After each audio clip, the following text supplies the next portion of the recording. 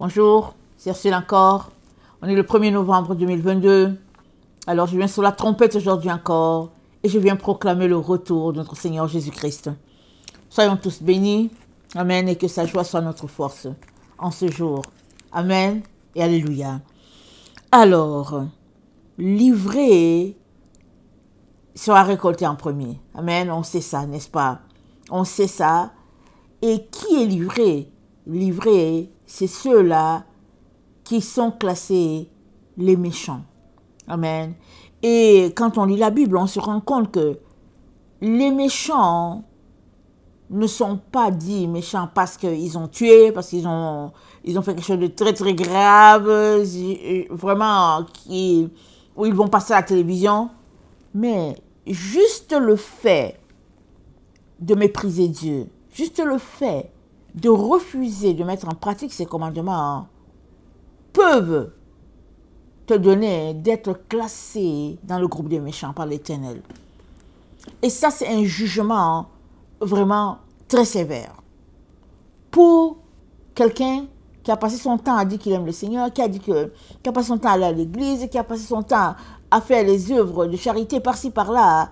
Et si à la fin, tu es classé de méchant, ça veut vraiment dire que tu as marché, tu as côtoyé les enfants de Dieu, tu as vécu dans la maison de Dieu sans changer les choses. Et le Seigneur, aujourd'hui encore, vient nous encourager à laisser toutes ces choses-là qui nous gardent captifs et captives. Amen. Alors si on lit dans Proverbe 10, le verset 25, c'est dit ceci, c'est dit, comme passe le tourbillon, ainsi disparaît le méchant. Mais le juste a des fondements éternels. Le juste a des fondements éternels. Et qui est le juste? C'est celui qui a choisi d'obéir à Dieu, de marcher selon Dieu. C'est celui qui a choisi de laisser Dieu être son Dieu, son maître, et puis celui qui gère toute sa vie. Amen. Alors, le choix nous est donné. Tant que nous ne sommes pas rappelés au Père, on court sur cette terre, amen, dans le but de retourner. Mais une fois qu'on passe de l'autre côté, ou bien une fois que le jugement est prononcé, c'est fini. Notre camp est déjà déterminé. Et pour que tu ne sois pas trop dans le mauvais camp, le Seigneur vient encore aujourd'hui te dire que c'est la récolte de l'ivraie. Alors, regardons dans Matthieu 13. Matthieu 13.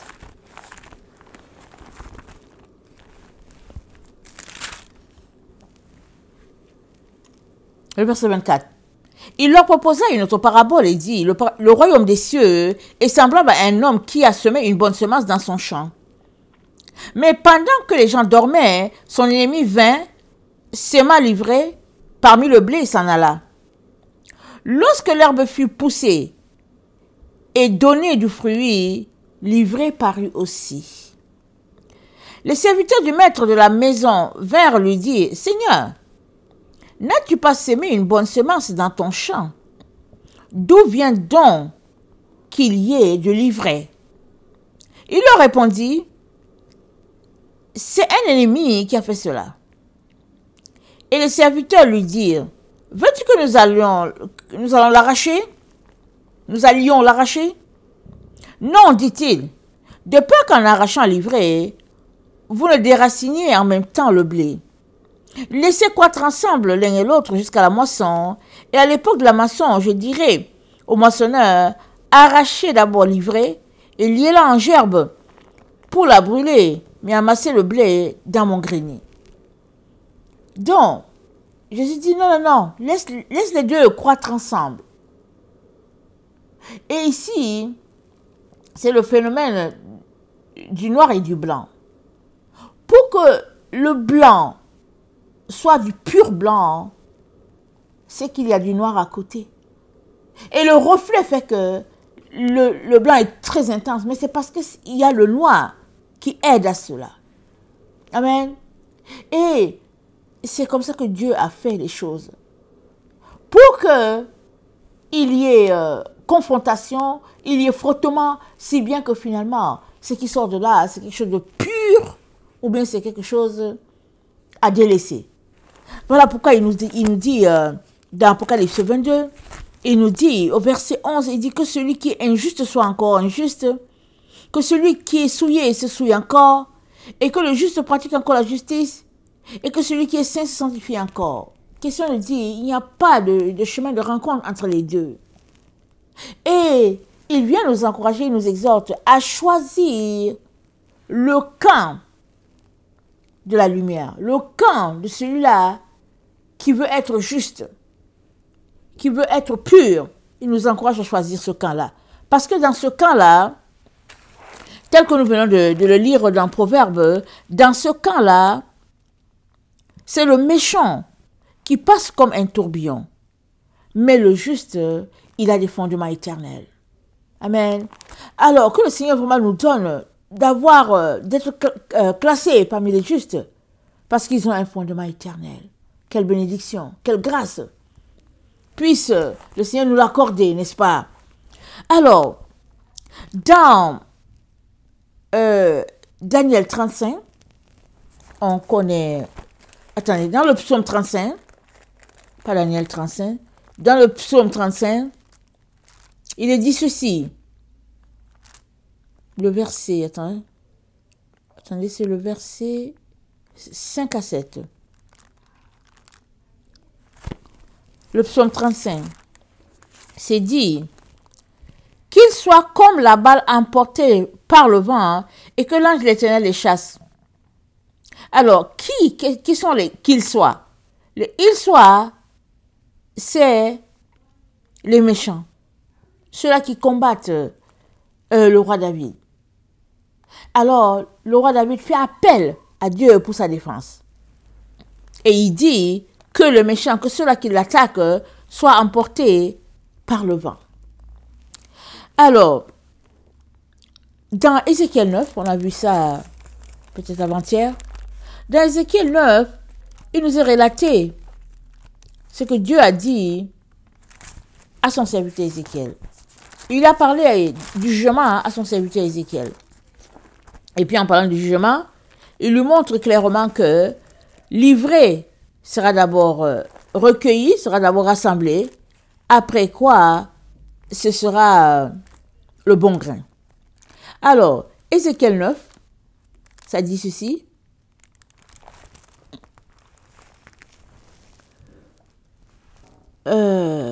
Attendez. Verset 4.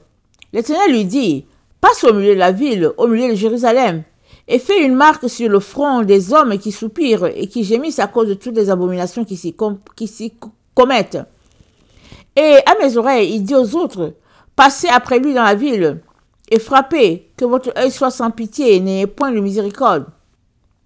Tuez, détruisez les vieillards, les jeunes hommes, les vierges, les enfants, les femmes. Mais n'approchez pas de quiconque aura sur lui la marque. Commencez par mon sanctuaire. Il commençait par les anciens qui étaient devant la maison. Il leur dit, souillez la maison et remplissez de morts les parvis. Sortez, ils sortirent. Et ils frappèrent dans la ville. Amen. Donc, le jugement de Dieu est arrivé, mais il a d'abord commencé par exterminer ceux-là qui n'obéissent pas. Ok? Il a commencé par là. Pour donner un peu plus de temps à ceux-là qui lui obéissent, de se transformer, de se changer, de changer de voie, et puis voilà.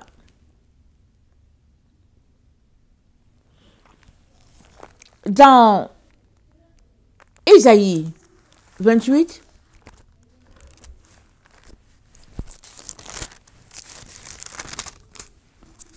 le verset 17 nous dit ceci. Je ferai de la droiture une règle et de la justice un niveau. Et la guerre emportera le refuge de la fausseté, et les eaux inonderont l'abri du mensonge. Votre alliance avec la mort sera détruite. Votre pacte avec le séjour des morts ne subsistera pas. Quand le fléau des voleurs passera, vous serez par lui foulé aux pieds. Chaque fois qu'il passera, il vous saisira. Car il passera tous les matins et le jour et la nuit, et son bruit seul donnera l'épouvante. Alors, le Seigneur s'attend à ce que on puisse marcher selon la parole de Dieu, laquelle va nous donner d'être des personnes qui marchent sur le chemin droit, qui ont un fondement solide. C'est que comme ça qu'on peut échapper à tout ce qui est décrit par les apôtres quand on lit la Bible.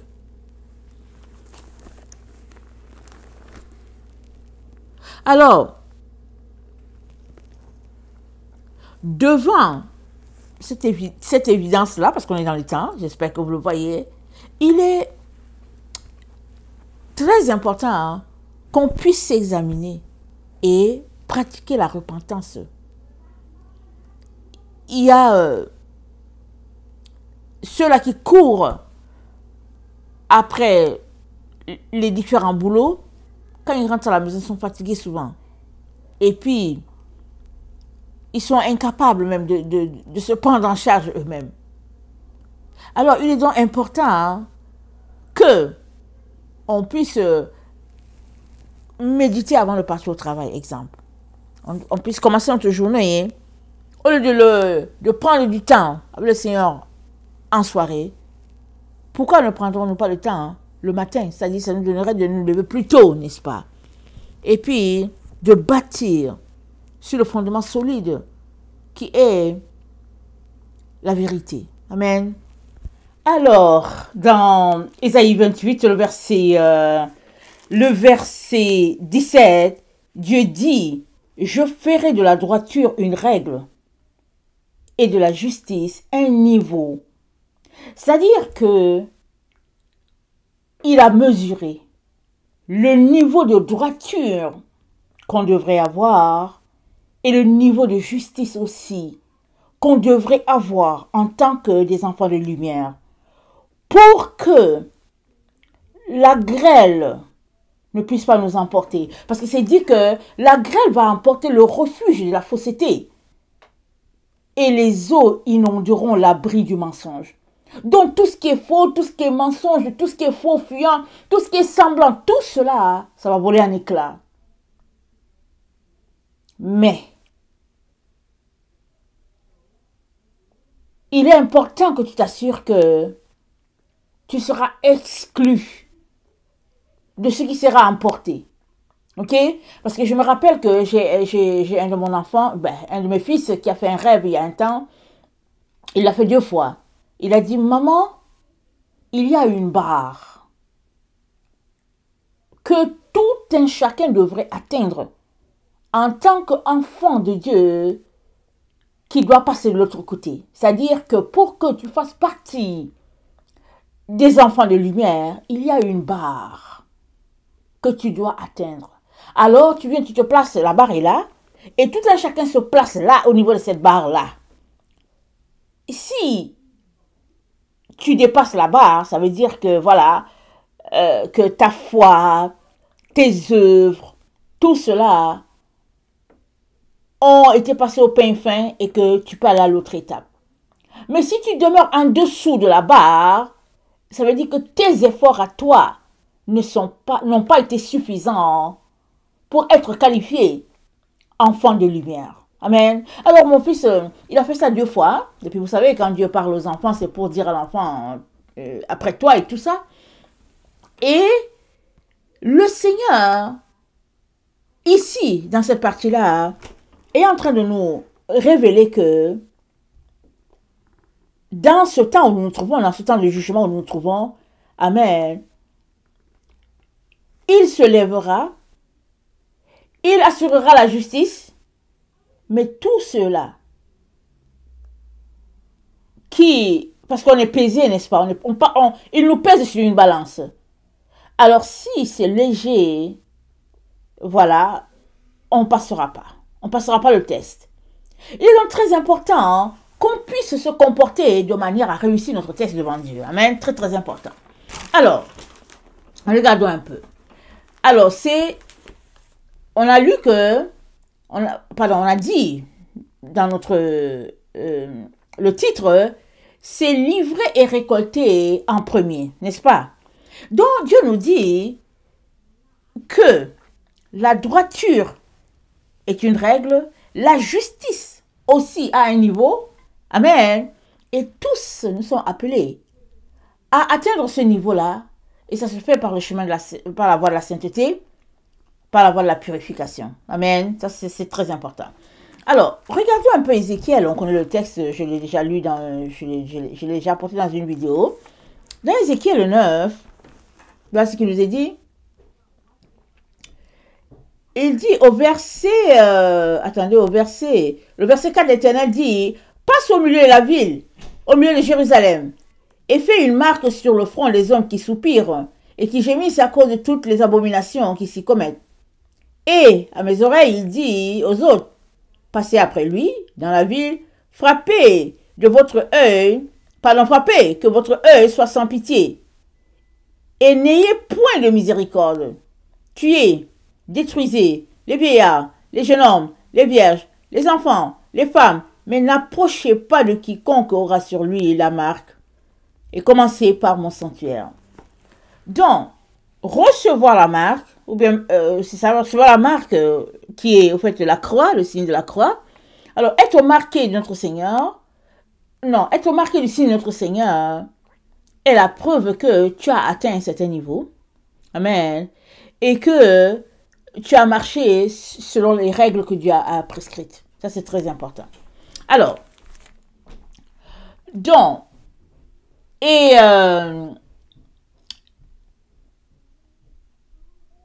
le proverbe 10, le verset 25, on a lu au début de la vidéo. Qu'est-ce qu'on a lu? Proverbe 10, le verset 25, on a dit ceci.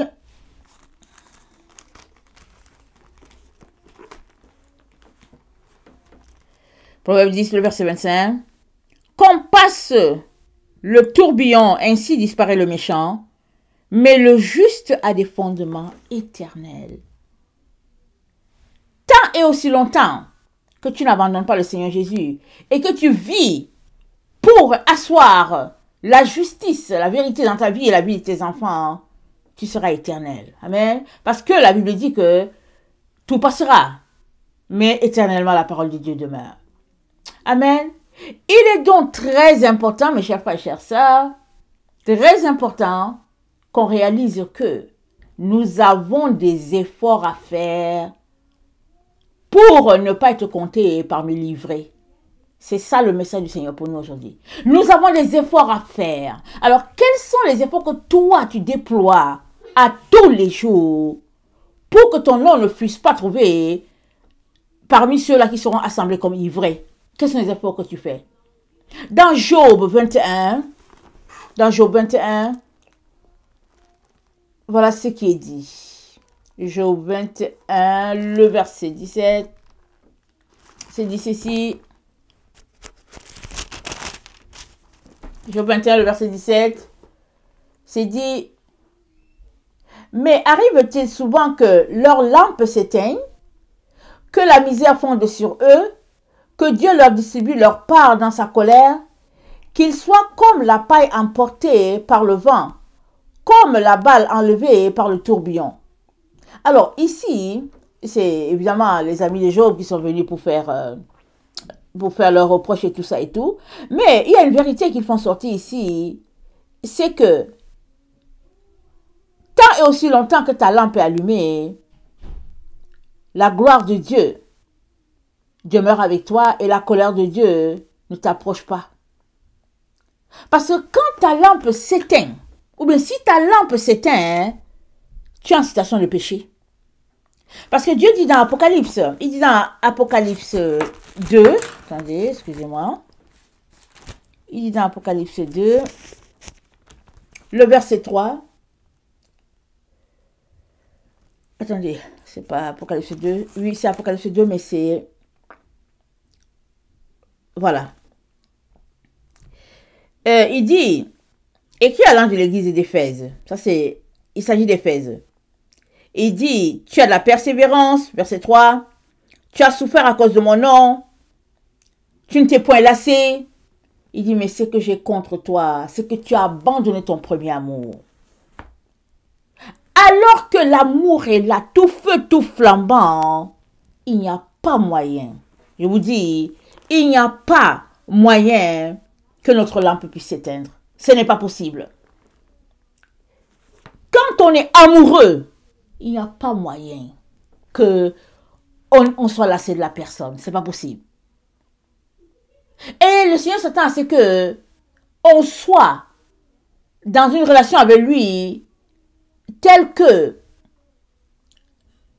les contacts et tout ça soient à un niveau élevé.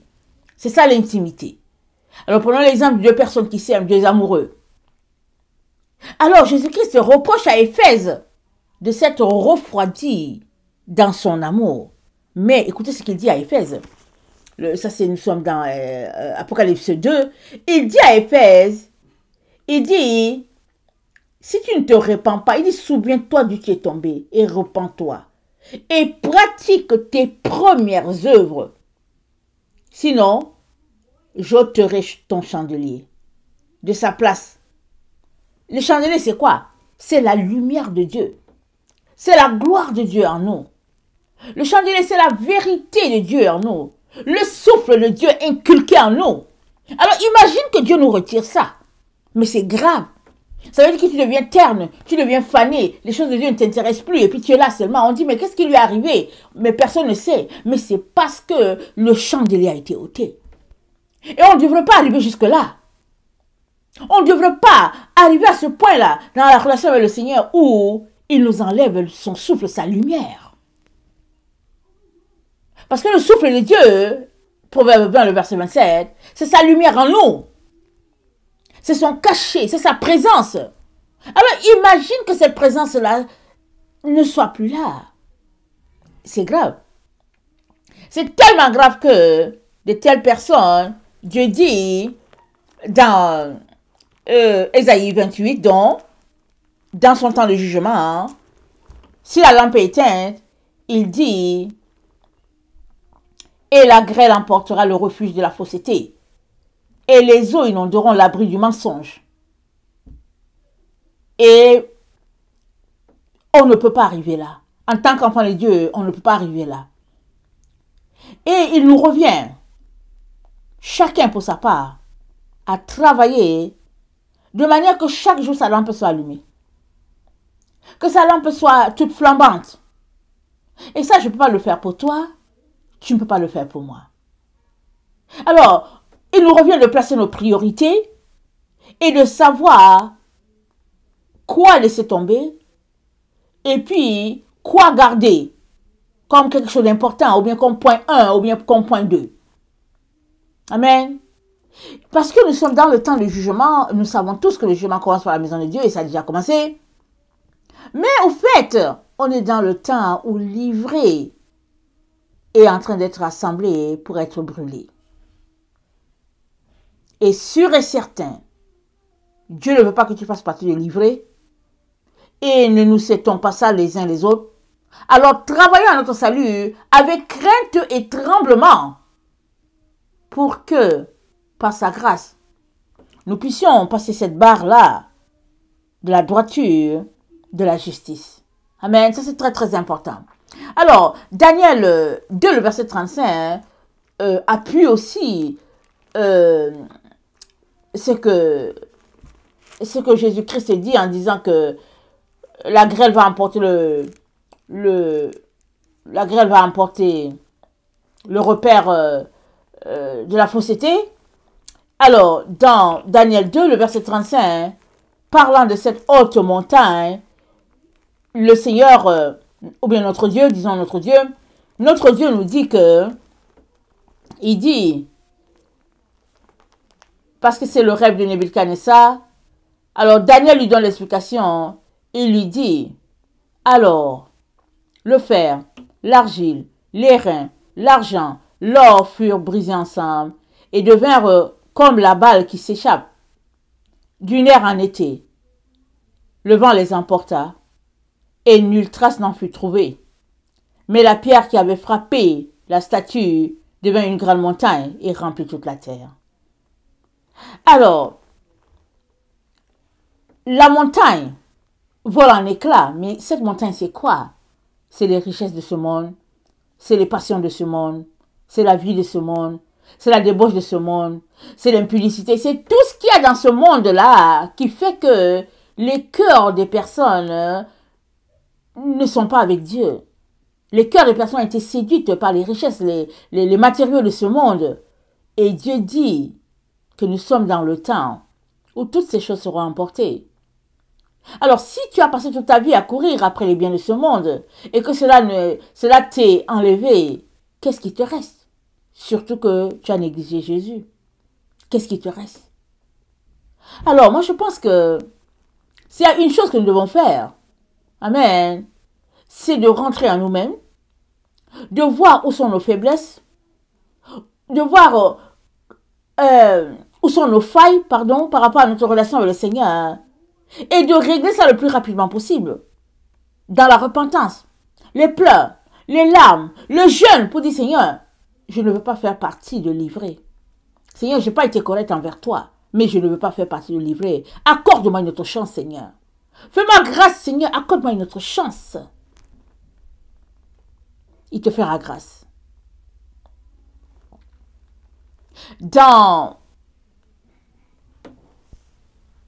Attendez, que je regarde mon verset. Dans Sagesse 5, le verset 14, ça c'est dans je lis dans ma Bible Taube, ok? Dans Sagesse 5, le verset 14, voilà ce qu'il dit. Oui, l'espoir de l'impie est pareil à la balle emportée par le vent. Encore, voilà. Ou à l'écume légère. Non. Oui, l'espoir de l'impie est pareil à la balle emportée par le vent. Ou à l'écume légère que chasse l'ouragan. Il se dissipe comme fumée au vent. Il s'évanouit comme le souvenir de l'hôte d'un jour. Mais les justes vivent pour toujours. Leur salaire dépend du Seigneur, alléluia. Et le Très-Haut prend soin d'eux. Aussi recevront-ils la royauté splendide et le diadème magnifique de la main du Seigneur. Car de sa droite, il va les protéger et de son bras les couvrir. Il prendra comme armure son zèle vengeur.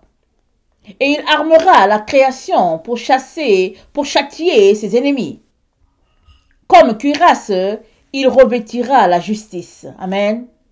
Comme casque, il mettra le jugement sans appel. Il prendra sa sainteté, invincible pour bouclier. En guise d'épée, il affûtera sa colère inflexible. Et l'univers viendra combattre avec lui contre les insensés. En tout cas, la nature va venir en aide à son créateur. Donc, nature, Dieu, ensemble, ils vont exercer le jugement.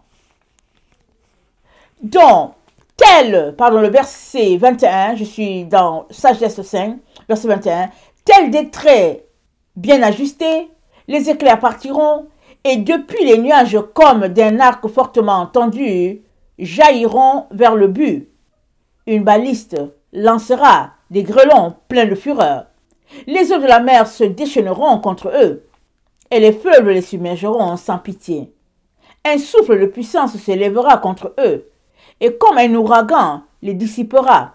L'iniquité aura fait de la terre entière un désert. La malfaisance aura renversé le trône des puissants.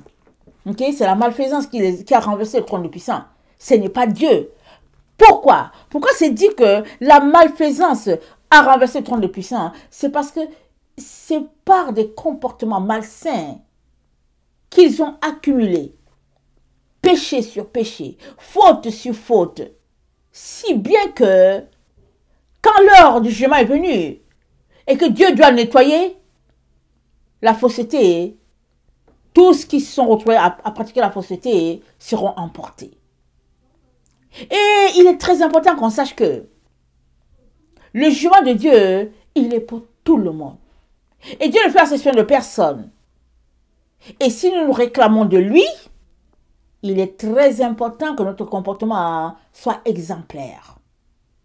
Amen. Vous savez que quand on aime quelqu'un, on n'aime pas le décevoir. Quand un enfant aime ses parents, il n'aime pas. C'est comme ça qu'on doit se comporter envers ce Dieu-là qui nous a tant aimés. On ne peut pas en même temps dire qu'on aime Dieu et en même temps aimer le monde. L'apôtre Jean nous l'a si bien dit. Il dit que l'amour du monde, c'est inimitié contre Dieu. Alors, il nous reste une chose, c'est de nous repentir et demander à Dieu une grâce de repartir à zéro. Amen. Que le Seigneur bénisse sa parole. Je vous aime beaucoup et Dieu davantage. Maranatha, Jésus revient. Amen et Amen.